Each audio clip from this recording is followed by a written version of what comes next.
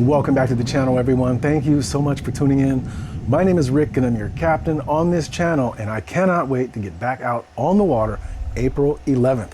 That is our scheduled kickoff. We have 6 friends who are dedicated and they're not missing it for nothing.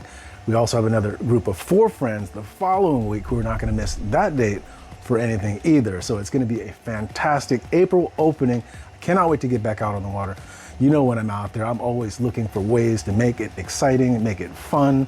And that's exactly what we're gonna do. We're gonna make it bigger, we're gonna make it better, and we're gonna bring such amazing content that you guys are gonna have to subscribe. And if you're not, you need to really think about it. Go back a couple of videos, watch our shorts, because I know I've been teasing all of you quite a bit, as I always do before kickoff, and you guys are stuck being pumped up and you guys can't wait to get back out on the water. And that's exactly why I do it, because I am too excited and I'm sharing my excitement through video content such as that, so that you can get excited as well and to be able to root us through to April. Now, until then, I do have a special announcement to make. BodegaCooler is now a proud new video sponsor of the channel. Thank you so much, Bodega, for thinking about us, because I know there's a lot of competition, a lot of content creators out there who you could have chose, and you picked 2 4K sport fishing, and you sent us the T60 model. This is the mid-grade, not the flagship, because they have a bigger one than this one, but this is a T60, which is a 60 liter. It's quite big for what it is, and my original cooler is 70 quarts, and this is a 60, so it's 10 liters shy, but it's probably gonna be fine because it's got 2 separate individual compartments. Hopefully it comes with the extra battery. If that's extra, then I might have to buy it, but because this is free, I'm not complaining. We'll open the box together, we'll see what's inside, put it through its paces, we'll fill it with some goodies, some drinks, put some herring in there, we'll see how well that handles, and we'll check the temperatures, we'll play around with the electronic app, you know, that comes with it, and then we'll see what we can do. So stick around, we're gonna unbox it.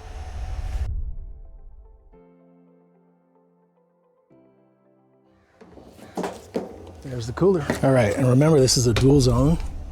So this side is the freezer, this side is the refrigerator. Down below here, we have the drain, which I can appreciate being built right here,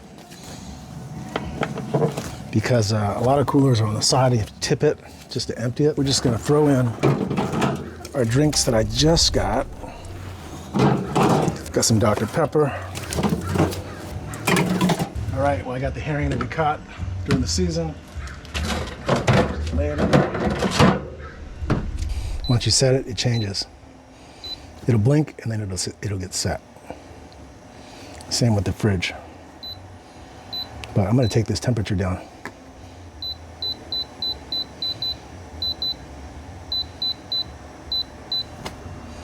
Let's see how fast we can get that temperature down to 20. Freezer is at 21. I'm gonna disrupt this real quick, and I'm gonna try and see what we can do about just hitting the side of the cooler. So it looks like the coldest parts is gonna be right around here. How are the drinks doing so far?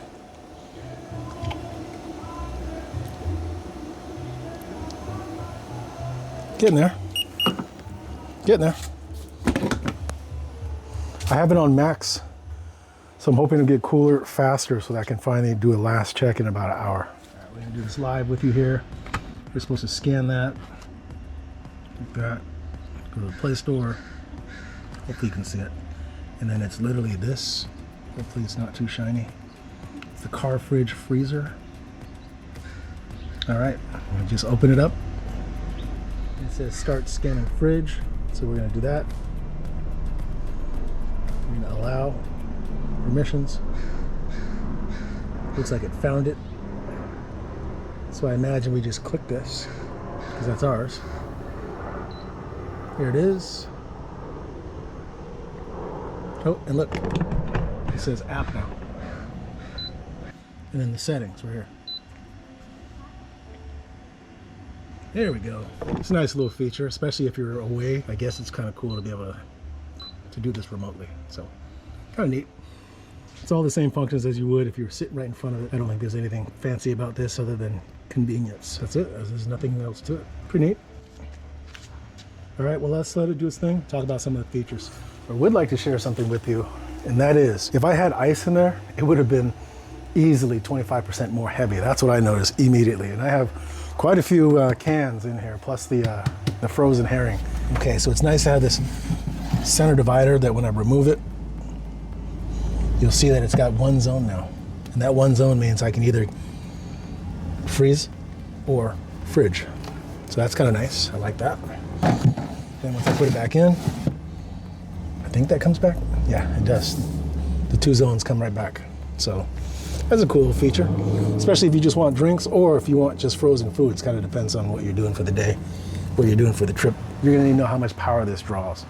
Now we know that it's a 45 watt compressor, and with 12 volts, that means that you're eating up about 3.7 amp hours at 45 watts. Now, you'll burn up anywhere from 15 to 30 amp hours an entire day, depends on how low you want your temperature set.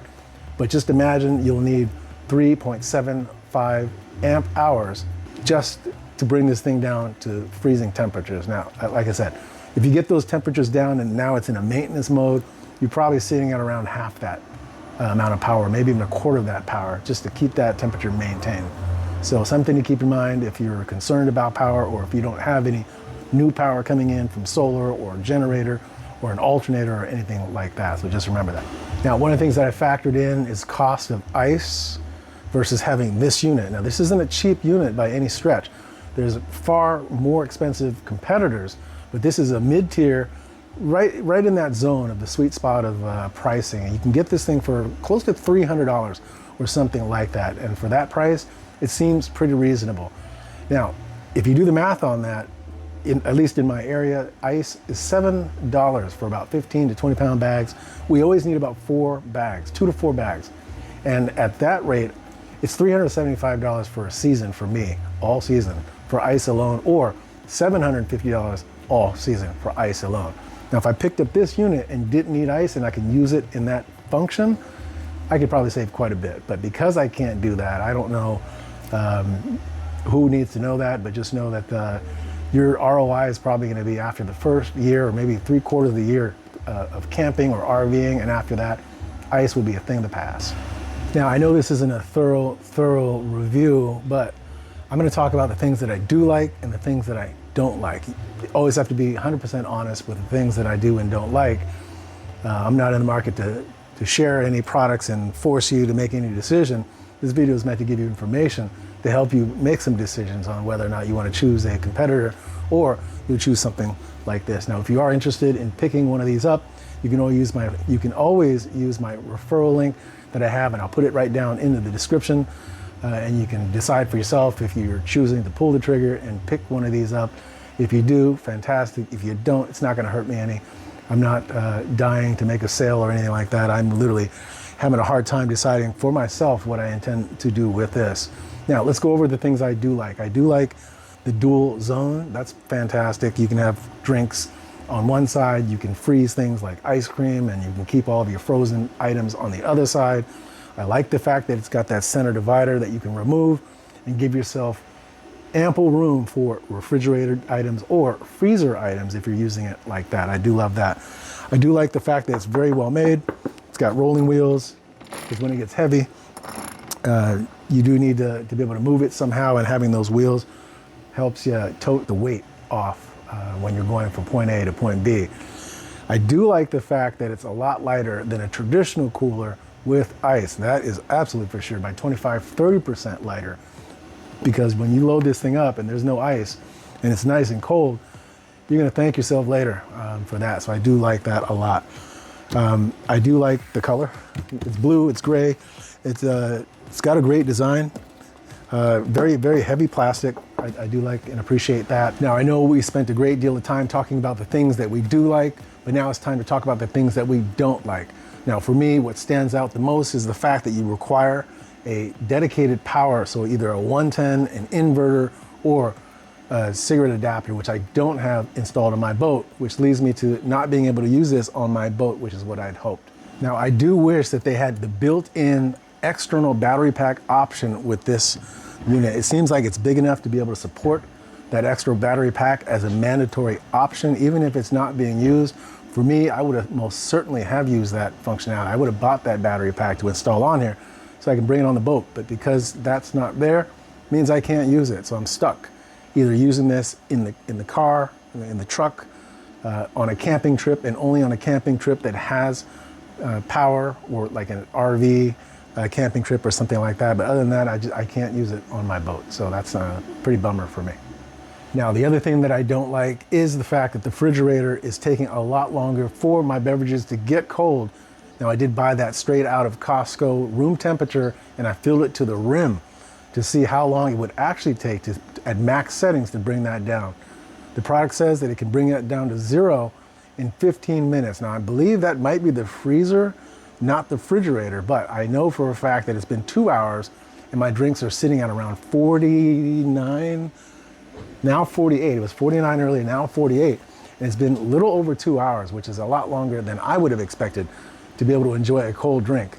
Now, if you are going to take a long road trip, you certainly want to put that in the refrigerator well in advance before tossing it in there, and maybe that might help the time frame when you bring that cooler down to even lower temperatures, that you'd be able to enjoy that cold drink a lot sooner. But right now, I don't know.